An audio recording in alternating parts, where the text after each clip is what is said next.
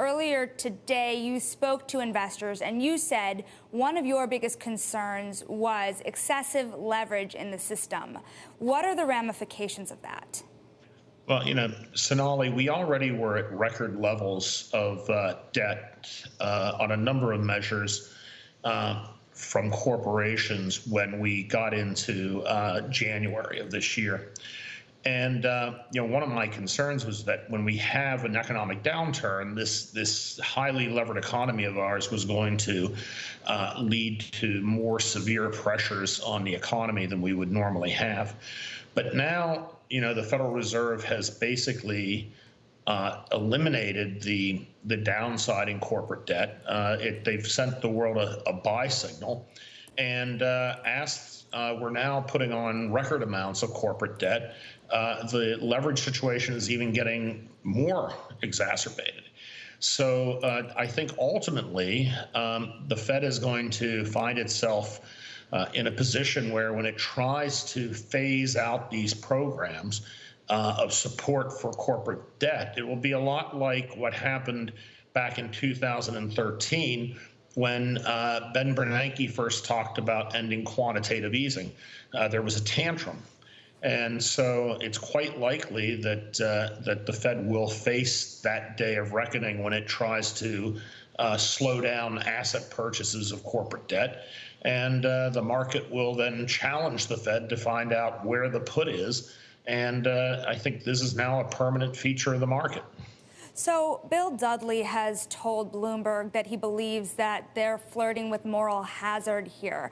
What does that mean in terms of how companies may look coming out of this crisis? Help us understand what is at stake here.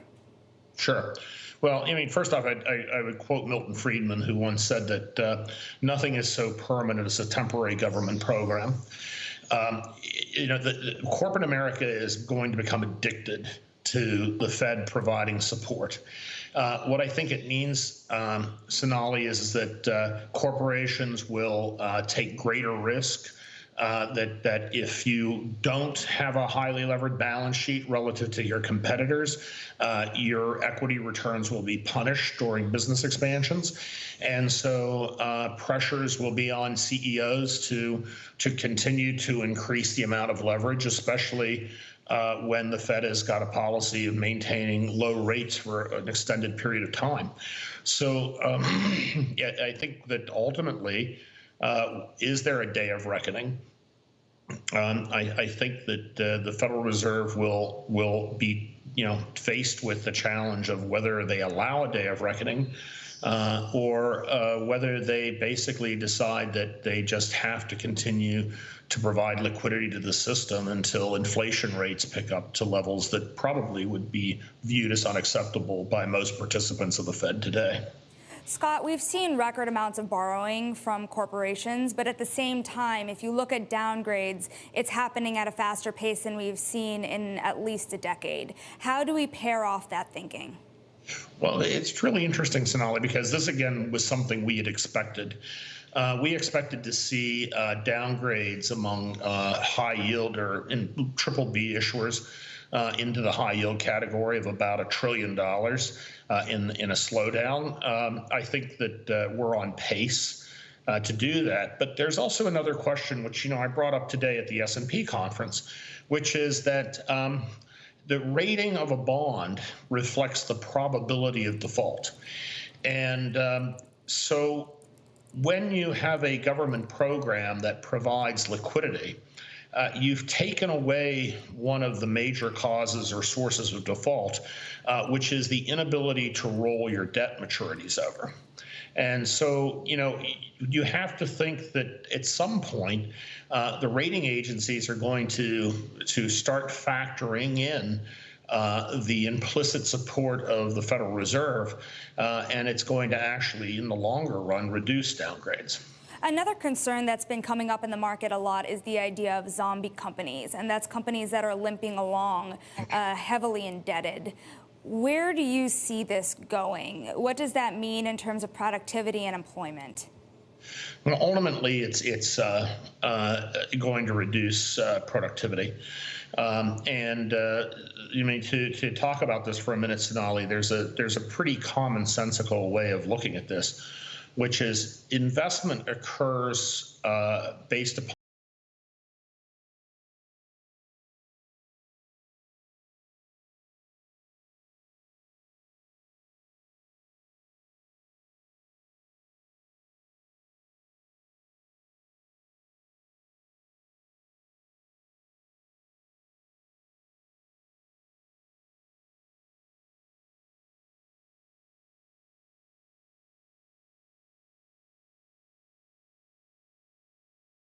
projects which will not be very productive.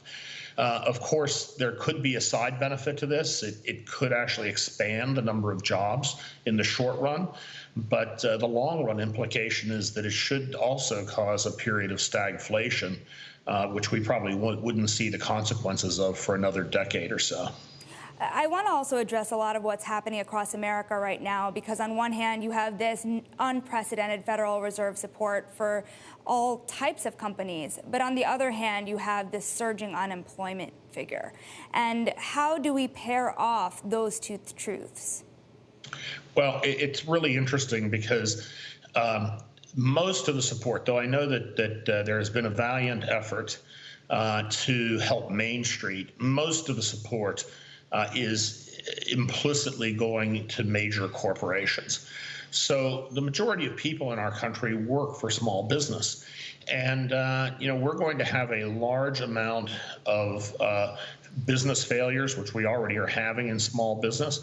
And so as the economy recovers, these businesses are not going to be there to create jobs, which is going to put more pressure on the Congress and the policymakers to come up with ways to encourage people to get back to work, to encourage businesses to reopen. Some of these businesses will never come back. In retailing, for instance, the amount of space or square footage dedicated to retail in the United States is approximately 3 times that of the next country, which is the United Kingdom. And so the fact that we've had such a glut in some categories like retailing, a lot of that is never coming back, and the jobs that are attached to it will never return. And we're going to have to retool workers, and that is going to be a major policy issue. How do we think about the fact that if we need more support, at what point do debt levels matter for the U.S.? Well, I mean, Sonali, I think the question is, how far can we push this? I quoted this morning, I like to say that, the American people need to have more confidence in the willingness and ability of its government to print money. The dirty little secret of central banking is that ultimately the role of the central bank is to finance the government. And so this open-ended financing from the Federal Reserve, I think, will continue and is going to give a lot of flexibility to Congress to pass additional support programs. Obviously, some of them may be very constructive and positive, but some of them might actually turn out to be highly disruptive to the capitalist system. And so I believe we are fundamentally in the process of altering capitalism in the United States. And the free enterprise system has a number of threats on a number of fronts.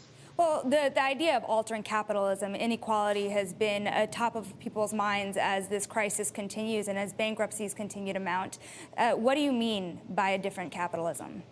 Well, I mean, look, the inequality of all types in our country, racial inequality, income inequality, wealth inequality, all of these things are the result of basically poor planning and programs out of Washington. The dispersion of income as a result of policies which have favored tax reductions, has basically exacerbated the income equality issue. And, one of the things also has been quantitative easing. If you came out of the financial crisis and you had money or assets, the returns you got over the next 10 years even exacerbated further the inequality among people who didn't have assets coming out of that crisis, or people who lost their homes in that crisis. So, these policies have been fundamentally flawed. They have failed to address the broader issues that Americans face. And this is going to, result in changes to policies coming out of Washington. The question is, will the policy changes that are coming out be done in a way which encourages increases in productivity and output, living standards for all Americans, or will it just become a fight for the pie? That is, that we need to cut up the pie again, and we need to basically transfer wealth in some mechanism, whether that's through income or whether it's through taxation or expropriation. And those sorts of policies have historically proven not to be very productive and to actually lower living standards over long periods of time. Right.